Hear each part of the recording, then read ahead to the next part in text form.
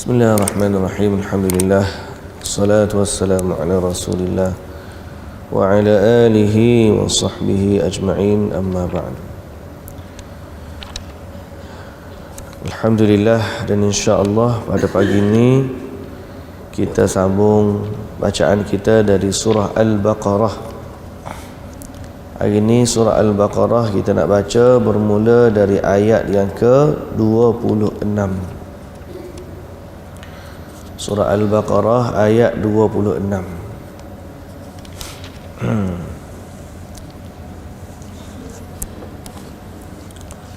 Pada muka surat yang kelima dalam juzuk yang pertama. Apa?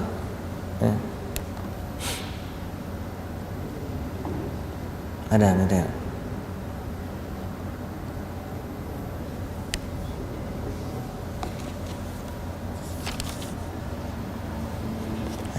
Sini.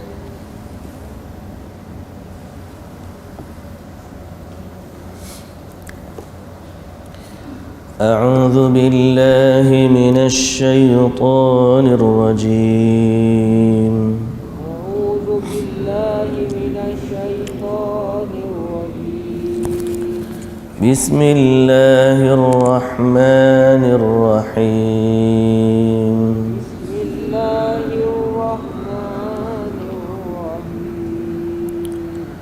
إن الله لا يستحي أن يضرب مثلا ما بعوضة فما فوقها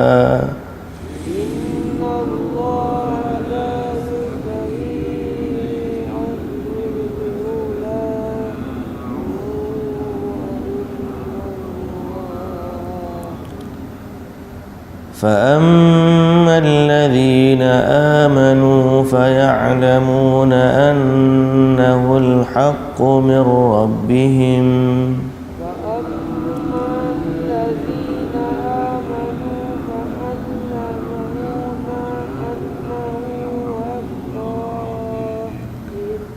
وأما الذين كفروا فيقولون ماذا أراد الله بهذا مثلا وأما الذين آمنوا ويقولون ماذا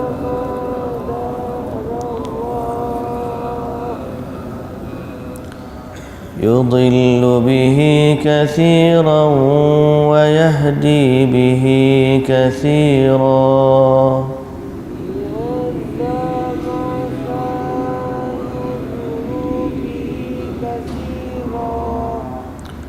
وما يضل به إلا الفاسقين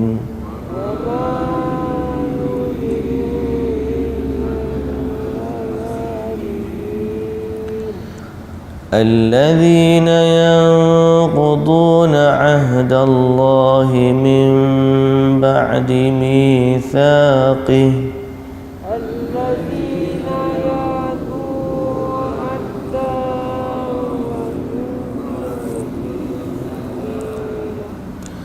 ويقطعون ما أمر الله به أن يوصل ويفسدون في الأرض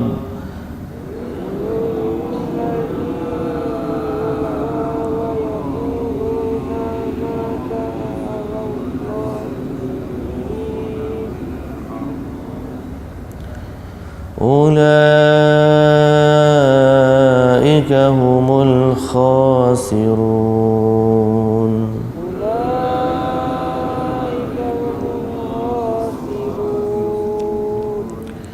كيف تكفرون بالله وكنتم أمواتا فأحياكم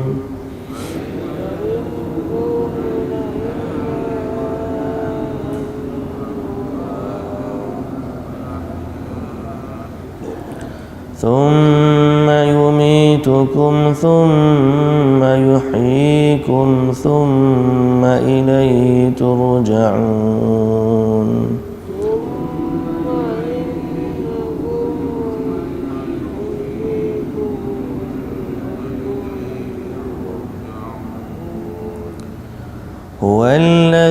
خلق لكم ما في الأرض جميعا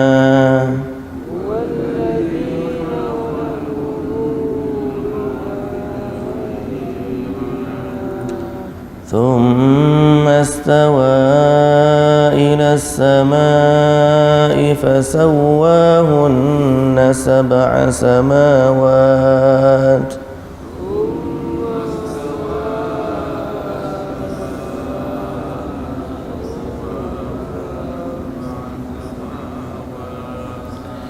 وهو بكل شيء عليم.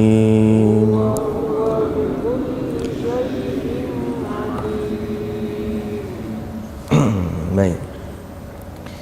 Bismillahirrahmanirrahim. Alhamdulillah. Wassalatu wassalamu ala Rasulillah wa ala alihi wa sahbihi ajma'in. Amma ba'd. Puji dan syukur bagi Allah Subhanahu wa taala, Tuhan empunya sekalian alam. Dialah Allah yang telah menciptakan kita. Dialah Allah yang menciptakan seluruh alam semesta.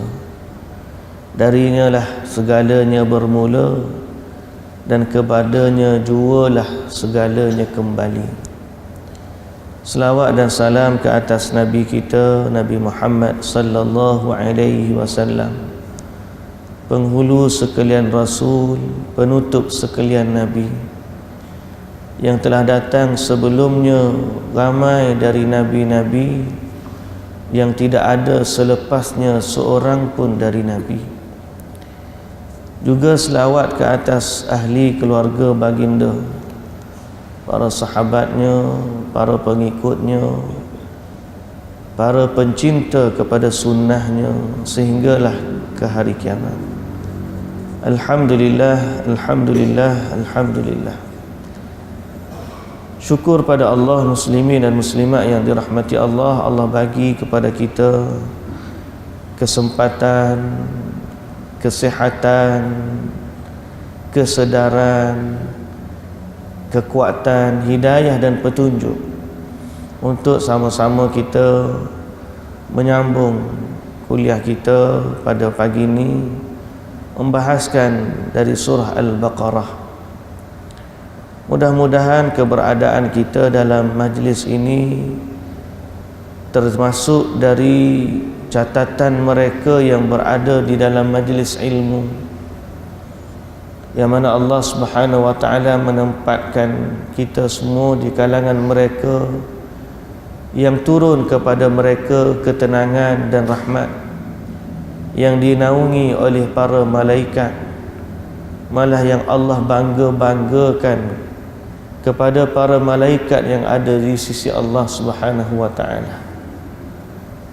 Dan mudah-mudahan juga Allah Subhanahu wa taala menjadikan kita orang yang mana menjadikan Al-Quran sebagai panduan dalam hidup dia. Kerana Al-Quran adalah mukjizat Allah yang masih lagi ada, boleh disentuh, boleh dibaca. Mukjizat Allah kepada Nabi sallallahu alaihi wasallam yang teragung, iaitulah Al-Quranul Karim yang Allah Ta'ala janji untuk jaga dia sehinggalah ke hari kiamat. Jadi Alhamdulillah, Alhamdulillah, Alhamdulillah, kesyukuran yang teramat-amat dan sangat agung kita rafa'kan kepada Allah, Tuhan sekalian alam. Muslimin dan muslimat yang dirahmati Allah, ayat yang kita baca pada pagi ini ayat 26. Allah Subhanahu wa taala berfirman, Inna Allah la yastahyi an yadriba mathalan ma ba'udatan fama fawqaha. Sesungguhnya Allah tidak malu. Maksud dia, Allah ni tidak malu. Tidak malu untuk apa? Tidak malu untuk membuat perbandingan apa saja, sehingga ma ba'udatan fama fawqaha, seperti nyamuk hinggalah ke sesuatu yang lebih daripadanya. Ayat ni muslimin dan muslimat, kenapa Allah Ta'ala kata Allah tak malu ni? Ayat ni adalah jawapan kepada perkataan orang-orang munafik, yang mana sebelum daripada ini Allah Ta'ala dah bagi perumpamaan kepada mereka. Mathaluhum kamathalil ladzi istawqada nara, perumpamaan mereka seperti orang yang menyalakan api. Kemudian apabila nyala api, falamma adaat ma haulahu dhahaballahu binurihim, bila tiba-tiba lama bercahaya, kemudian mati cahaya tersebut, tinggallah mereka dalam kegelapan. Satu, au kasayyibin minas samai fihi dhulumatun wa ra'dun wa barq. Satu lagi perumpamaan seperti hujan yang lebat, gelap gelita, ada guruh dan ada kilat. Kullama adha'a lahum mashaw fihi wa idza adlama alaihim qamu, setiap kali ada cahaya dia berjalan, bila gelap cahaya dia berhenti, ada cahaya balik dia berjalan, hilang cahaya kemudian dia berhenti. Jadi ada dua contoh yang Allah Ta'ala bagi kepada orang munafik. Satunya orang yang asalnya bercahaya, dia nyalakan api, kemudian dia padamkan api itu, padam sehingga tinggallah dia dalam kegelapan. Orang ni orang yang asalnya beriman, kemudian akhirnya dipadamkan cahaya iman, dalam hati dia kekal dalam kekufuran, tapi dia menzahirkan keimanan. Satu lagi kumpulan, dia taraddud. Taraddud ni duduk teragak-agak. Kadang dia rasa Islam betul, kadang dia rasa Islam tak betul. Kadang dia rasa Islam betul, kadang dia rasa tak betul. Masa cahaya tu datang, dia masuk Islam. Lepas cahaya tu tak ada, dia keluar Islam. Kemudian dia cahaya rasa betul balik, mari cahaya balik, dia Islam balik. Dalam hati dia tu duduk teragak-agak. Allah Ta'ala bagi dua contoh kepada golongan munafik. Lalu orang munafik kata, takkanlah Allah Ta'ala bagi contoh macam tu. Mereka kata, takkanlah Allah Ta'ala lebih mulia daripada memberi contoh sedemikian rupa, kata dia orang munafik. Maka turunlah ayat yang kita baca hari ni. Allah Ta'ala kata apa?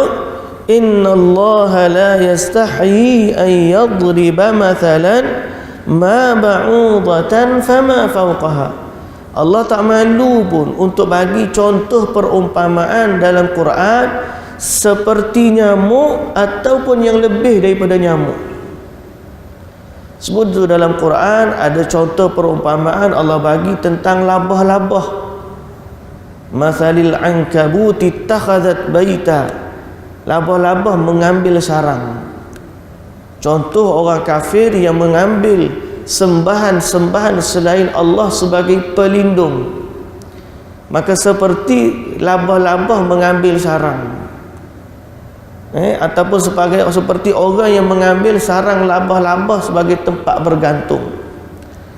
Sarang labah-labah ni rapuh, tak boleh melindungi. Maka orang yang ambil pelindung mereka selain dari Allah seperti berlindung dengan sarang labah-labah. Allah jadikan contoh. Banyak lagi contoh dalam Quran. Allah Ta'ala kata contoh lalat.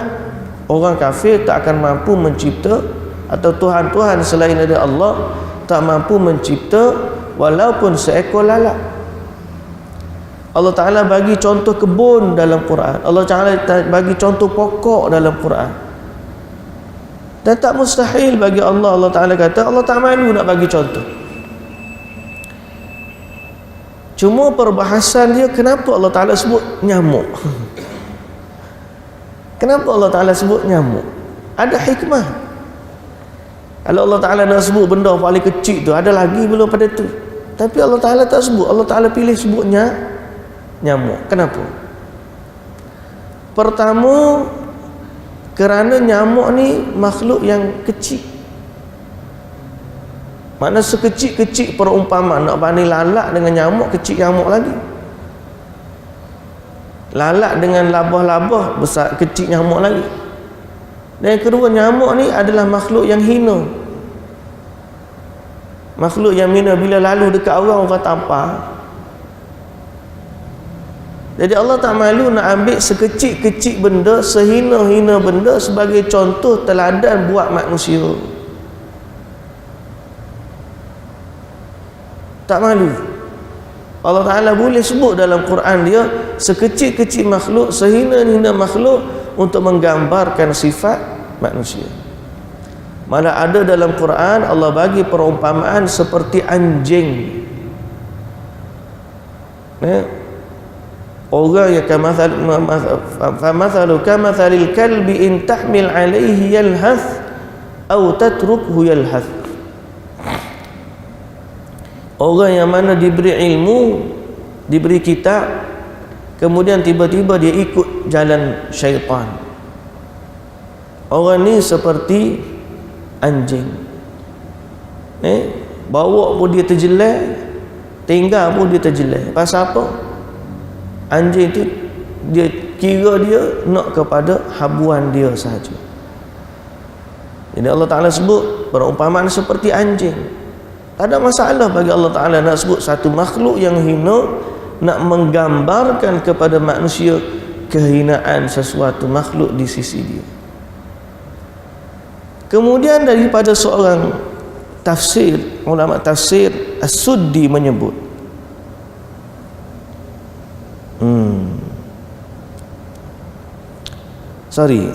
Abu Ja'far Ar-Razi menyebut dari Ar-Rabi' bin Anas, dia kata ada satu lagi uniknya nyamuk ni. Uniknya nyamuk ni ada satu lagi, sehingga manusia Allah Ta'ala sebut perumpamaan kepada manusia. Selain daripada dia kecil, selain daripada dia hina, maka sifat nyamuk ni, dia hidup bila lapar, dia mati bila kenyang. Nyamuk ni bila dia lapar dia hidup, bila dia kenyang dia mati. Tak kiralah mati sebab berat tali nak terbang ke, nak penuh dah, darah penuh dah, lama mati.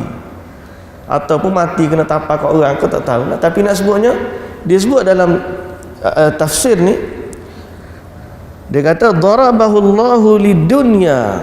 Allah Ta'ala bagi perumpamaan nyamuk ni untuk dunia.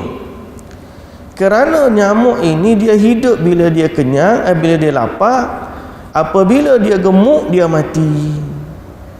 Demikianlah perumpamaan kaum-kaum yang Allah Ta'ala sebut dalam Quran, di mana apabila Allah nak membinasakan mereka, maka Allah kurniakan kepada mereka nikmat-nikmat yang banyak, lalu akhirnya mereka lupa kepada Allah dan kemudian dibinasakan oleh Allah. Sepertilah nyamuk bila kenyang dia pun binasa. Nampaklah? Sebab tu kita ni mana untung? Untung susah ke? Bukan untung susah, kita pun tak nak susah. Tapi banding antara fakir dengan kaya, mana lebih mudah untuk menjadikan seseorang itu lupa kepada Allah? Antara susah dengan senang, yang lebih cepat melupakan manusia daripada Allah adalah kesenangan. Waktu Allah Ta'ala sebut dalam surah Kahfi kan, daraballahu mathalar rajulaini, Allah Ta'ala bagi sebut contoh dua orang lelaki. Salah satu daripadanya Allah Ta'ala kurniakan kebun yang indah. Kebun yang indah, jannataini min a'nab wa nakhil. Dua kebun, ada kebun kurma, ada kebun anggur, cantik. Lalu dia bangga, dia kata apa? ana aktsaru minka malan wa a'azzu nafara. Aku ni banding kamu, aku lagi banyak harta, aku lagi banyak anak. Dia bangga. Lalu bila dia masuk kebun dia rasa apa? Kebun aku ni tak akan binasa dah. Pasal aku buat kebun ni elok. Dia rasa kebun tu hasil usaha dia. Sebab tu kita ni syukur hak paling utama sekali duduk dalam hati kita. Syukur paling utama duduk dalam hati. Macam mana syukur dalam hati? Hati kita kata semua nikmat yang ada pada kita ni bukan milik kita. Betul kita usaha kerja keluar pukul 7 balik pukul 7 juga. 7 pagi 7 malam balik. Tapi pun hak kita dapat tu bukan hasil usaha kita, melainkan dia rezeki dari Allah. Sebab kalau kerana 7 pagi 7 malam, ada orang keluar 6 pagi 8 malam tapi tak kaya lebih daripada kita. Tak? Ada orang lebih masuk kerja daripada kita, ada orang lebih usaha kerja daripada kita, tapi dia tak kaya lebih daripada kita. Pasal apa? Sebab rezeki Allah bagi kepada dia banyak tu, sedang rezeki Allah bagi kepada kita banyak ni. Jadi syukur hak mula-mula duduk di hati ni apabila kita tidak menyandarkan nikmat hak ada pada kita pada usaha kita. Kemudian syukur pada lisan, kita senantiasa sebut alhamdulillah. Kemudian syukur hak duduk pada anggota, kita gunakan semua ketaat nikmat yang Allah Ta'ala kurniakan kepada kita. Dari nikmat harta, kesihatan, sihat tubuh badan, semua ni masa yang ada kita gunakan untuk mengabdikan diri kepada Allah Subhanahu Wa Ta'ala.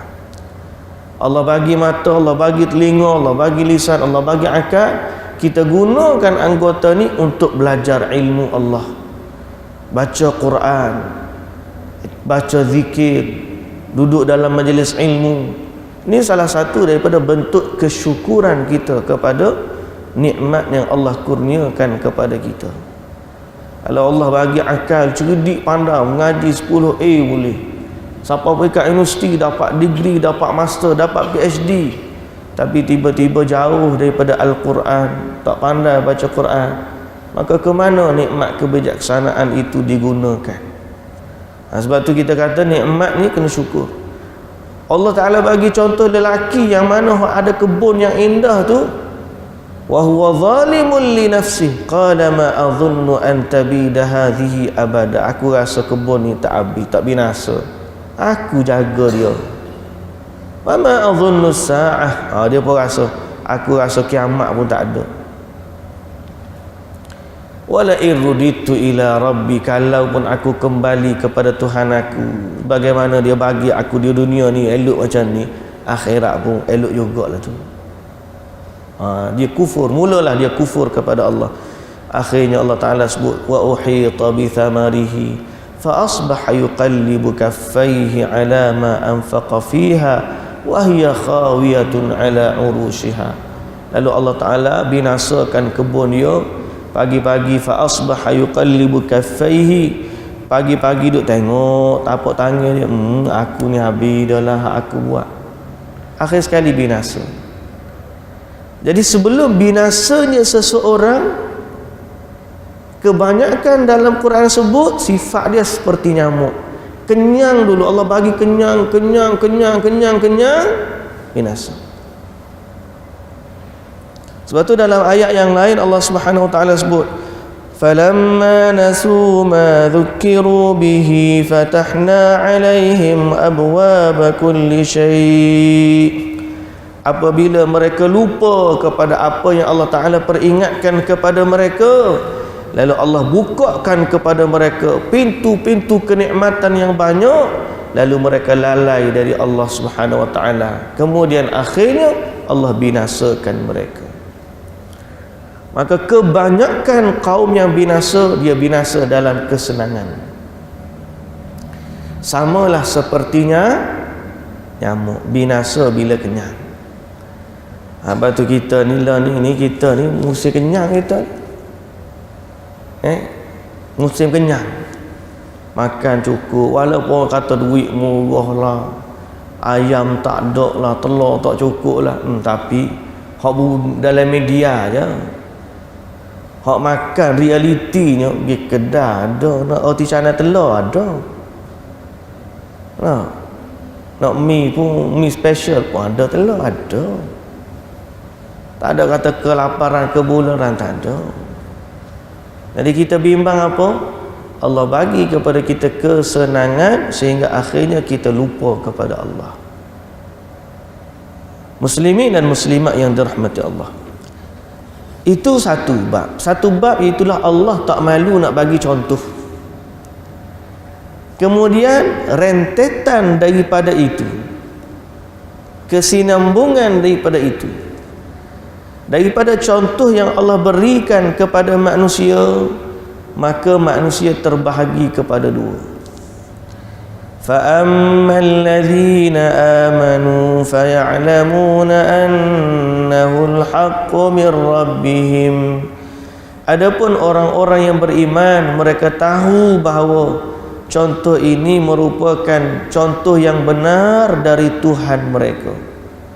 Lalu mereka beriman kepada Allah dan mereka beriman kepada apa yang Allah Ta'ala bagi tahu. Ini kategori pertama. Orang pertama yang beriman, betul, sebagaimana Allah Ta'ala sebut tentang api yang padam, tinggallah mereka dalam gelap gelita kerana mereka dulu ada cahaya iman, lalu mereka kufur sehingga kembali hidup dalam kegelapan. Benar, ada orang macam tu. Kita tak jumpa, tak apa kalau tak jumpa, memang benar sebab Allah bagi tahu. Kalau jumpa, bertambah lagi keimanan kita. Aku jumpa dah, memang ada sungguh orang munafik jenis lagu tu. Contoh yang kedua, kita kata aku tak pernah jumpa, tapi benar Allah Ta'ala kata adanya manusia yang hati dia kejap beriman, kejap kafir, kejap beriman, kejap kafir. Dalam ayat Quran surah An-Nisa, Allah Ta'ala sebut innal ladzina kafaru thumma amanu thumma kafaru thumma innal ladzina amanu thumma kafaru thumma amanu thumma kafaru. Adanya sesungguhnya orang beriman kemudian kafir, kemudian beriman, kemudian kafir balik. Thumma zdadu kufra, surah An-Nisa ayat 137. Innal ladzina amanu thumma kafaru thumma amanu thumma kafaru thumma zdadu kufra. Sesungguhnya orang yang beriman kemudian kafir, kemudian beriman, kemudian kafir, kemudian bertambah-tambah kekufuran mereka. Ada sungguhlah orang lagu ni. Jadi kalau kita jumpa, bertambah keimanan kita. Kita tak pernah ingkar kepada apa yang Allah bagi tahu. Ini sifat kategori pertama. Apa saja Allah bagi tahu dari Quran, walaupun misal tu sehina sekecil nyamuk, walaupun misal tu seperti kilat yang sabung menyambung, kita kata benar kerana itu Allah kata. Kalau kita jumpa, kalau kita tak jumpa sekalipun, tetap kita kata benar. Apatah lagi kalau kita jumpa. Kalau kita jumpa sungguh orang, aku jumpa dia dulu, kejap dia beriman, kejap duk, beriman, kejap duk. Sama betul seperti apa yang Allah bagi tahu dalam Quran. Jadi kita ni agak-agak tetap Allah Ta'ala istiqamah duduk di kalangan mereka yang beriman dengan apa yang Allah bagi tahu. Bukan sekadar bagi tahu yang ni, contoh semua isi kandungan Al-Quran. Adapun orang kategori yang kedua, wa ammal ladzina kafaru fayaquluna madza arada Allahu bihadza mathala. Dan kalau orang-orang kafir pula, maka mereka akan berkata, apakah maksud Allah membuat perbandingan dengan ini? Dia tak terima. Takkan Allah Ta'ala bagi contoh macam tu. Seperti mana orang munafik menolak contoh yang awal tadi. Lalu Allah Ta'ala kata apa? يضل به كثيرا ويهدي به كثيرا. Allah akan menjadikan banyak orang sesat dengan sebab perbandingan itu, dan akan menjadikan banyak juga orang yang dapat petunjuk dengan sebabnya. Sebab perumpamaan yang Allah bagi itu, ada orang beriman, ramai di kalangan mereka yang beriman, dan ada juga orang yang kafir, ramai dari kalangan mereka yang kafir. Sebab contoh itu, wa ma yudillu bihi illa al-fasiqin, dan Tuhan tidak akan menjadikan sesat dengan sebab perbandingan itu melainkan orang-orang yang fasik. Okey, melainkan orang-orang yang fasik. Orang fasik bertambahlah kekufuran mereka. Kata macam mana Tuhan boleh bagi contoh? Takkan Tuhan bagilah. Ni bukan contoh Tuhan bagi, ni mesti Muhammad tulis ni. Dia kata macam tu. Mesti reka-rekanya, takkanlah Tuhan nak bagi contoh macam tu. Kata mereka. Bertambahlah kekufuran mereka, dan mereka wa ma yudillu bihi illa al-fasiqin. Siapa yang dimaksudkan dengan orang fasik di sini? Muslimin dan muslimat yang dirahmati Allah, orang fasik di sini merangkumi golongan yang dua-dua.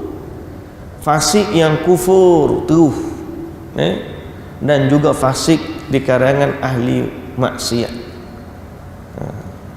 Bila disebut kepada orang kafir fasik, maknanya fasik yang kufur. Bila disebut kepada orang beriman tu fasik, makna dia ahli maksiat. Tapi kedua-duanya dimaksudkan dalam ayat ini. Ada perkataan macam itulah.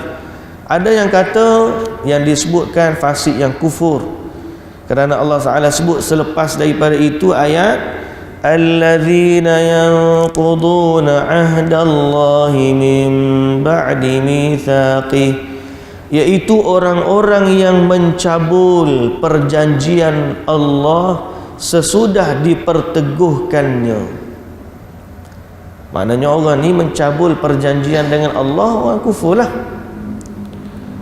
Ada yang sebut orang-orang ni adalah orang yang kufur dari kalangan ahli kitab, kerana mereka sudah ada kitab sebelumnya yang bagi tahu kepada mereka bahawa Nabi akhir zaman akan diutuskan yang namanya Muhammad.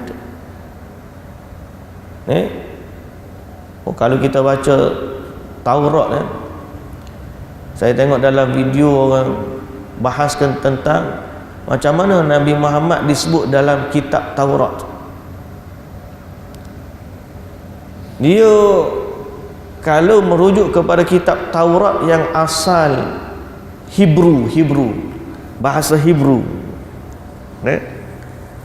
bahasa Hebrew ni dia tulis Muhammadim, nama Muhammad, baca tu Muhammadim ada.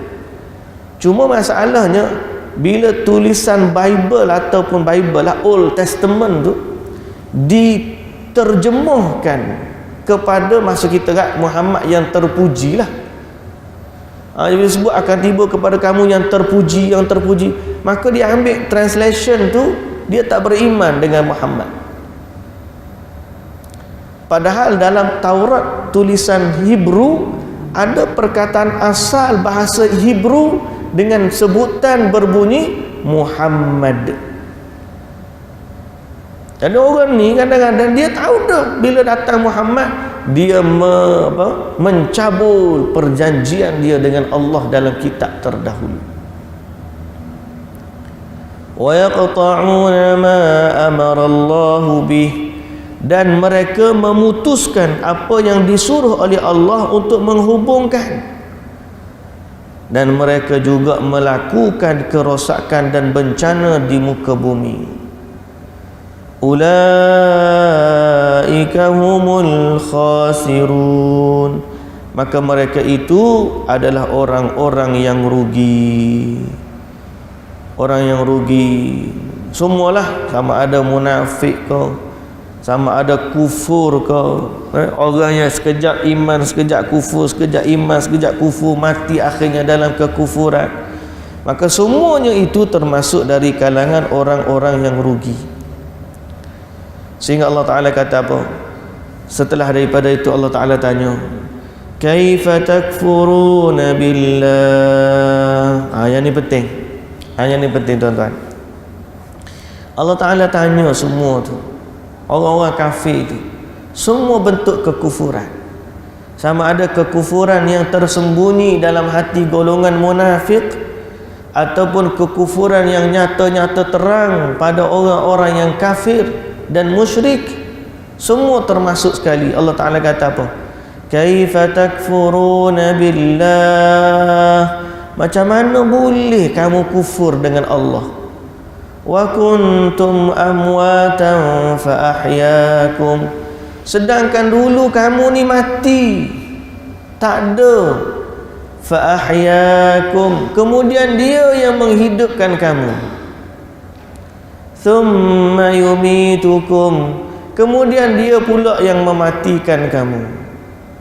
Thumma yuhyikum, kemudian dia akan bangkitkan pula kamu hidup sekali lagi. Thumma ilaihi turja'un, kemudian waktu hidup sekali lagi itu kamu akan kembali kepada Tuhan kamu. Kamu tak fikir ke lagu tu? Macam mana kamu boleh kufur kepada dia? Celak-celak mata kita rasa ada dunia. Ini manusia kufur lawan daripada syukur. Dia rasa dia hidup di dunia tu sebab dia makan. Apa mau hidup di dunia? Sebab aku jaga makan aku sihat hari ni sebab aku jaga makan, aku jumpa doktor, aku makan ubat macam-macam. Itulah ni sebab umur kita 40 tahun. Sebelum daripada umur 20 tahun sebab aku sihat, aku bersenam, aku gapo, jadi tak umur panjang. Tu umur 20 tahun, umur 10 tahun. Sebab aku dulu aku jaga molek, ayah aku jaga molek. Bagi makan cukup, bagi minum cukup, berapa semua cukup. Tu 10 tahun. Umur setahun. Umur setahun sebab aku nyusu dengan mak aku. Baik. Sebelum daripada tu,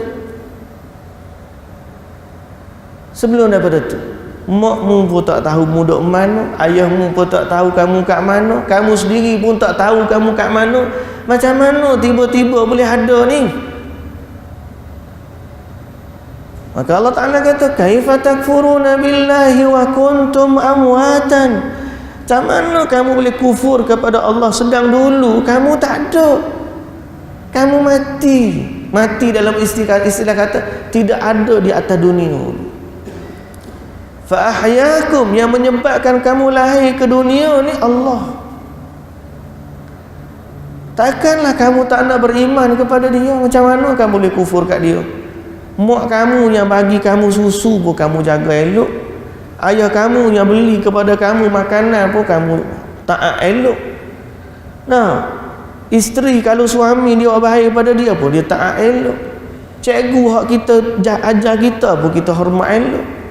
Tiba-tiba Tuhan yang cipta kita, bagi makan kat kita, bagi rezeki kat kita, bagi pakaian kat kita, bagi nyawa, bagi sihat, bagi mata, bagi telinga, bagi lisan, bagi pendengaran, bagi penglihatan, bagi pertuturan, bagi nafas, bagi jantung, bagi paru-paru, bagi buah pinggang. Tiba-tiba tak ingat ke Tuhan,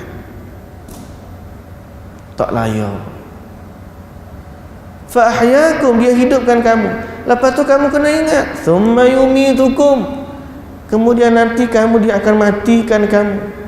Thumma yuhyikum, kemudian akan hidupkan sekali lagi. Untuk apa hidupkan sekali lagi? Thumma ilaihi turja'un, untuk kamu kembali kepada dia. Jadi bila kembali kepada dia, kita nak jawab apa? Nak jawab apa? Kita kembali kepada dia, nak jawab apa? Anak murid hari ni jumpa cikgu homework. Esok nak jumpa cikgu malam ni tak buat homework, ketah, tak tidur, takut. Anak hak rajin tu lah. Anak malah relax, tak apa cikgu aku beres. Dah kita tahu kita nak jumpa, tak usah kata anak cikgu sekolah ni bawa kereta ni. Masa kita test lesen jumpa dah JPJ, tapi lepas naik jalan JPJ tak ada, kita pun happy. Khabar-khabar tengok ada Roblox JPJ depan. Berasa lagu mana? Dudak. Lesen lama dah tak baru. Takut tak takut? Takut. Maka lebih pada tu patutnya kita takut apabila nak bertemu dengan Allah. Allah Ta'ala tanya kita.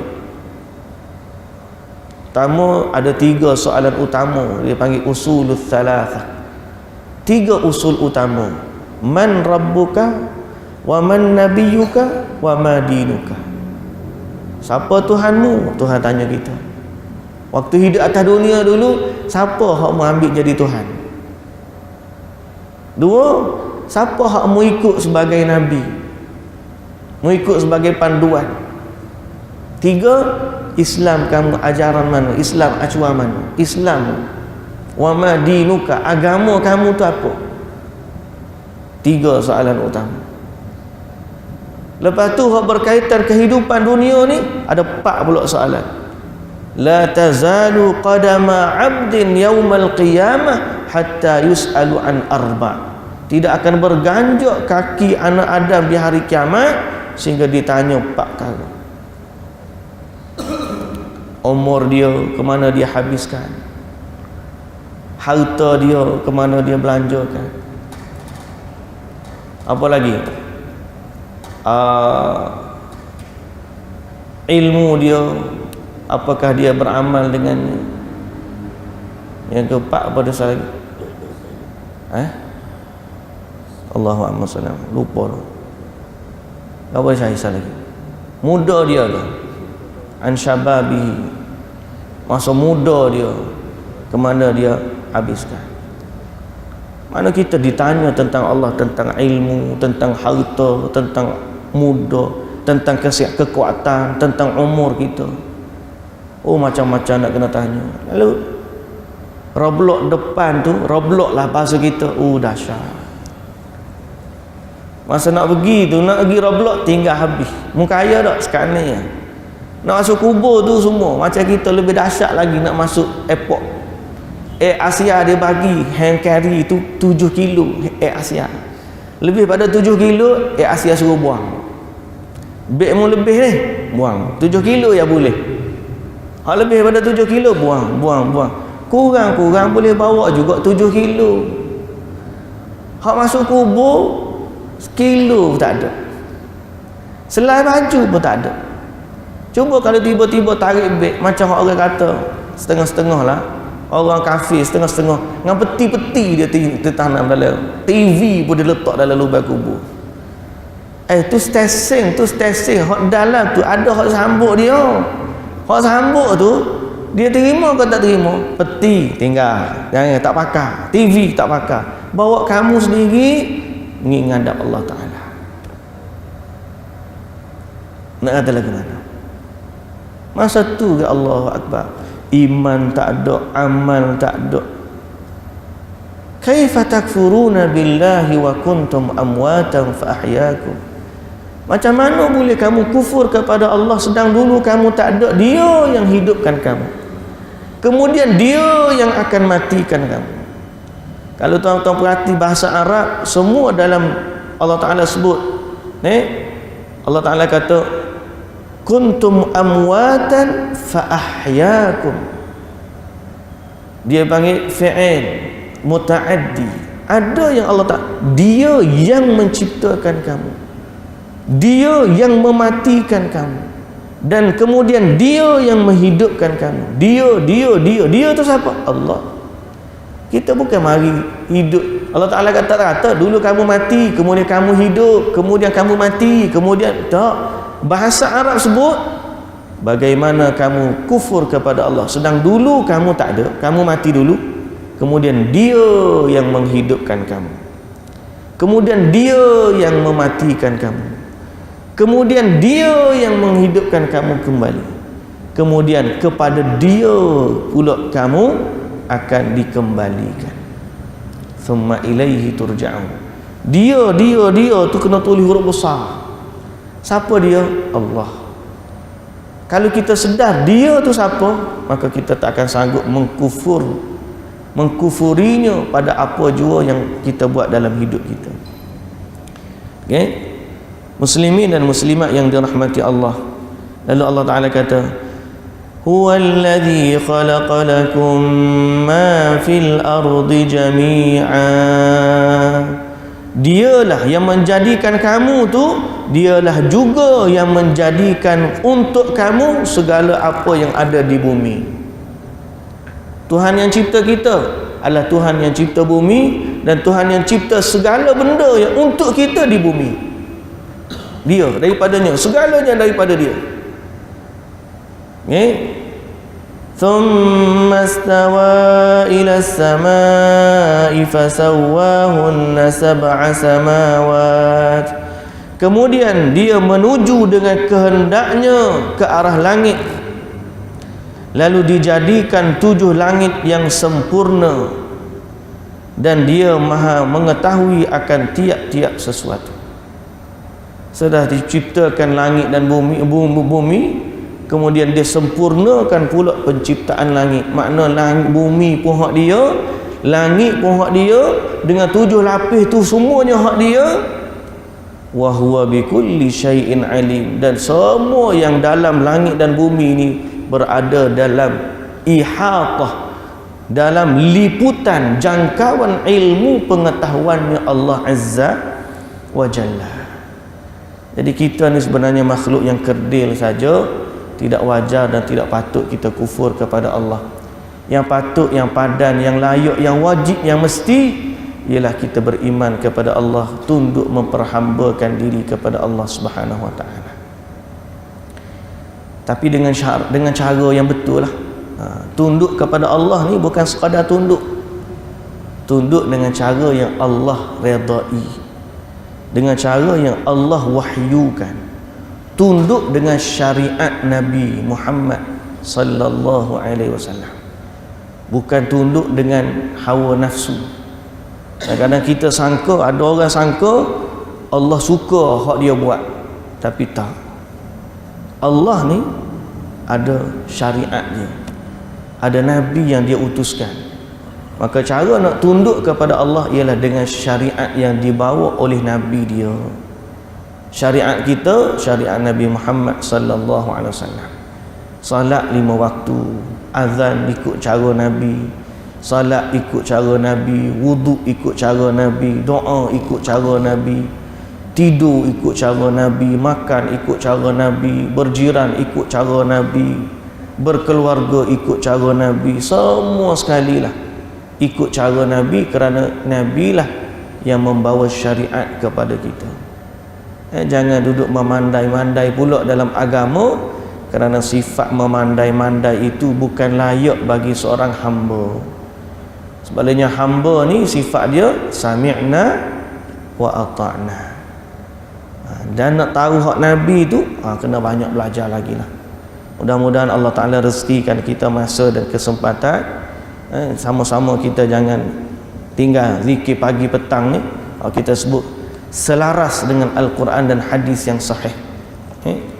Mudah-mudahan Allah panjangkan lagi umur kita, Allah bagi kesihatan dan kesempatan kepada kita untuk belajar macam mana inti syariat, seperti mana yang disampaikan oleh Nabi kita Muhammad sallallahu alaihi wasallam. Wallahu ta'ala alam. Subhanakallahumma wa bihamdika asyhadu an la ilaha illa anta astaghfiruka wa atubu ilaik. أقول قولي هذا وأستغفر الله العظيم لي ولكم. السلام عليكم ورحمة الله وبركاته.